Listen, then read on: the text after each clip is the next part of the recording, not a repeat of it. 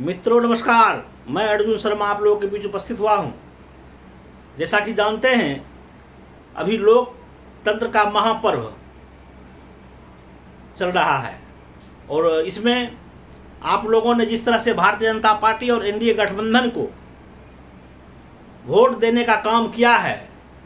आगे भी जो भी चरण चुनाव का बचा हुआ है उसमें आप वोट देने का काम करेंगे। मित्रों, जैसा कि अपने लोकप्रिय प्रधानमंत्री श्री नरेंद्र मोदी जी के द्वारा 2 टर्म में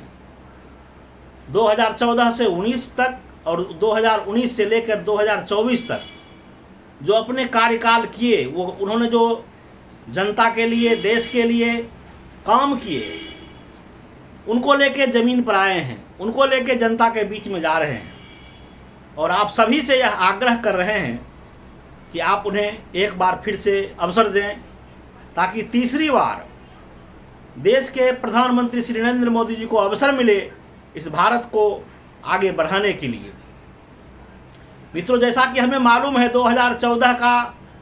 के पहले का भारत और 2024 का भारत में जो फर्क है वो हम सबको दिख रहा है। आज रोड की स्थिति 4 लाइन हो, 6 लाइन हो, अगर हम कहें तो वास्तव में पूरे भारत को कोने कोने को जोड़ने का काम किया है यह विगत 10 वर्षों में। आज रेलवे का जो नवीनीकरण हुआ है, जो उत्थान हुआ है, वह 10 साल में बहुत ही बेहतरीन अपनी स्थिति पर पहुंची है। आज रक्षा क्षेत्र में हम ये कह सकते हैं, रक्षा क्षेत्र में आज़ादी के बाद जो एक आत्मनिर्भरता आई है, अपने दम पर रक्षा बजट को साधते हुए अपने दम पर किस तरह से हम अपने रक्षा क्षेत्र में अस्त्र शस्त्र से लेकर सैनिक को मजबूती प्रदान करें,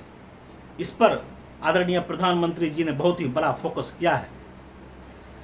और हम जहाँ तक जानते हैं, भारतीय जनता पार्टी ने अपने एजेंडे में 370 धारा और 35A खत्म करने की बात कही थी,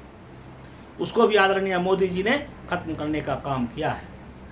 राम मंदिर का मुद्दा 500 साल से पड़ा हुआ था और विभिन्न विवादों में वह पड़ा हुआ था, लेकिन आज वह राम मंदिर बन के तैयार है। गरीब का उत्थान हो, कैसे उनके घर में खुशी का माहौल बने, इसके लिए प्रधानमंत्री जी ने विभिन्न योजना चलाने का काम किया। आप जब देखेंगे प्रधानमंत्री जी की योजनाओं पर जब ध्यान देंगे तो गरीब को फ्री में अनाज देने से लेकर गरीब का घर कैसे बने, गरीब के घर तक गैस कनेक्शन कैसे पहुँचे, गरीब के घर तक बिजली कैसे पहुँचे, गरीब का बच्चा कैसे खुशहाली में जिए, गरीब के घर तक कैसे रोड नाला और पानी पहुँचे, यहाँ तक प्रधानमंत्री जी ने करने का काम किया है। आज 140 करोड़वासी का यह देश और उस देश में इतने सघनता से विकास का कार्य करना वास्तव में पूरे विश्व के लिए, विश्व राजनीतिक पटल पर एक चर्चा का विषय है और विश्व के नेता यह स्वीकारते हैं कि आदरणीय नरेंद्र मोदी जी की रणनीति, आदरणीय नरेंद्र मोदी जी की कार्य कुशलता, आदरणीय नरेंद्र मोदी जी की जो काम करने की जज्बा है, वह वास्तव में अभी के वैश्विक नेता में सबसे अग्रणीय है। और प्रधानमंत्री जी जिस तरह से अपनी देशवासियों को आगे बढ़ाने के लिए दिन रात मेहनत कर रहे हैं, जिस तरह से हर एक क्षेत्र में अपनी महती भूमिका निभाते हुए हर एक क्षेत्र को आगे बढ़ाने का काम कर रहे हैं, वह आने वाला समय भारत का उज्जवल भविष्य होगा। हम ये कहना चाहेंगे, जिस विश्वास से आपने प्रधानमंत्री जी का 2 टर्म दिया है, उसी विश्वास के साथ आप तीसरा टर्म 2024 का भी देने का काम करें, ताकि प्रधानमंत्री जी जो सपना देखे हैं देश को एक उन्नत राष्ट्र बनाने का, प्रधानमंत्री जी ने जो सपना देखे हैं, जो आप लोगों ने जो सपना देखा है, जो भारत एक नई ऊंचाई को छुए, भारत में भी भारत स्वावलंबी हो, भारत में भी सभी स्तर की व्यवस्था मजबूत हो, वह पूरा हो सके। आज हम इतने बड़े क्षेत्रफल हमारा भूभाग है, आज इतने देश हमारे कई एक देश के सीमाओं से दूसरे देश से सटे हुए हैं। आज हम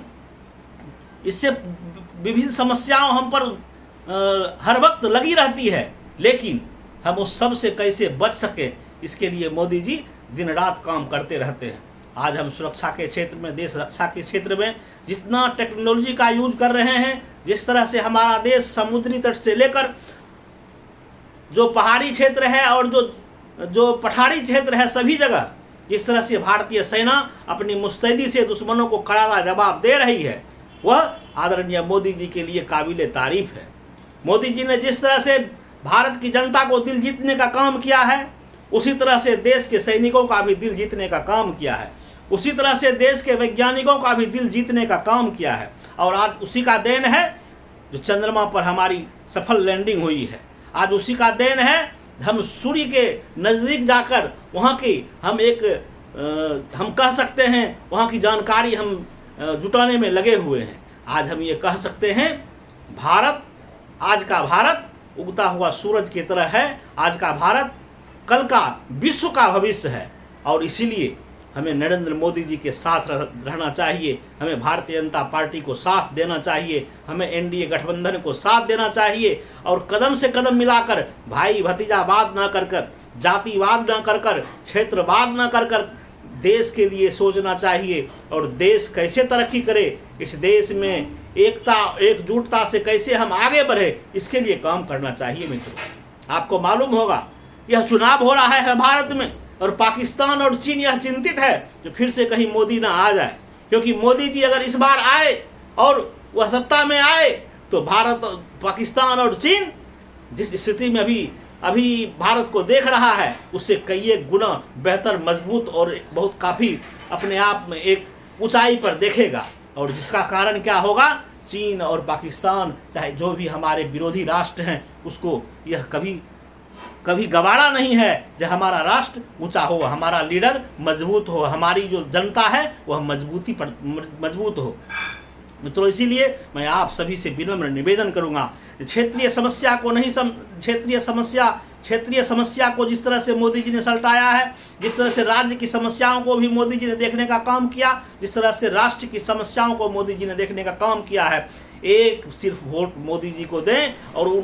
वह वोट आपकी सभी समस्याओं को दूर करने का काम करेगा। और इसीलिए मोदी जी को वोट करें, फूल छाप को वोट करें, एनडीए गठबंधन के उम्मीदवार को वोट करें, और 2024 में आदरणीय मोदी जी को लाने का काम करें मित्रों, ताकि भारत फिर से एक ऊंचाई पर पहुंचने का काम करे। मैं इसी शब्द के साथ अपनी बातों को विराम दूंगा और आप लोगों से विनम्र निवेदन करूंगा, आने वाला जो चुनाव है उसमें अपनी महती भूमिका देकर भारतीय जनता पार्टी और एनडीए गठबंधन को जिताने का काम करें। जय भारत, जय हिंद।